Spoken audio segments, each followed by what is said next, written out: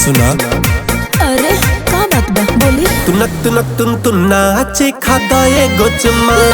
तुनक तुनक तुन तुन्नाचे खाता ये गोचम्मा ए हो भौजी के बहिन ए हो भौजी के बहिन हमर मन ललचे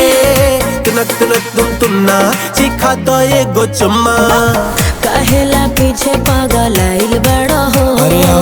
जीजू के भाई चक्कर आइल बड़ा हो हमर सुनर देखी काया हमर सुनर देखी काया तोहर बाया कर से तुनक तुनक तुन तुना हम ना देव तोके चुम्मा। अरे काहे ना देबू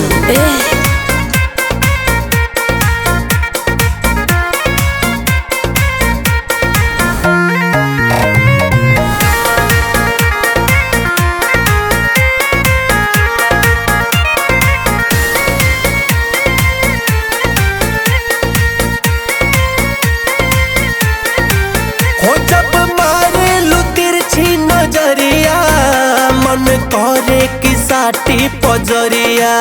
अरे ऐसे तकबे करेलू हो जब मारे लू तिरछी नजरिया मन करे की साटी पजरिया होला हमरो ईमान बेईमान हो जब लचकेला पातर कमरिया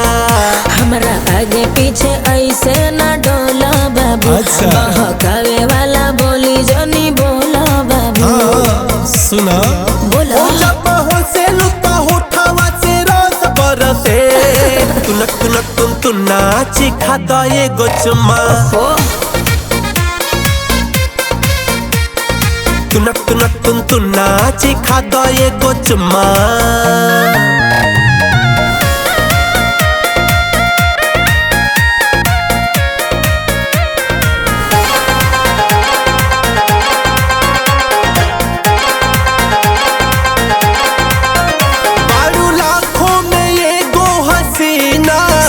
बनी गईलू तू दिल के नगीना और नींद उड़ा दिल बड़ू हो बारू लाखों में ये गो हसीना बनी गईलू तू दिल के नगीना जादू कैले बातो हर सूरतिया हमके चैन आवे कहीं ना तोहरे आँखिया से आँखिया ना ऐसे लड़ी हमसे दिलावा लगावल बड़ी महंगा पड़ी। अरे साली जी तोहरा प्यार में राजेश के दिल धड़के तुनक तुनक तुन तुन्नाची खाता ये गोचम्मा ए हो भौजी के बहिन ए हो भौजी के बहिन हमर मन ललचे तुनक तुनक तुन तुन्नाची खाता ये गोचम्मा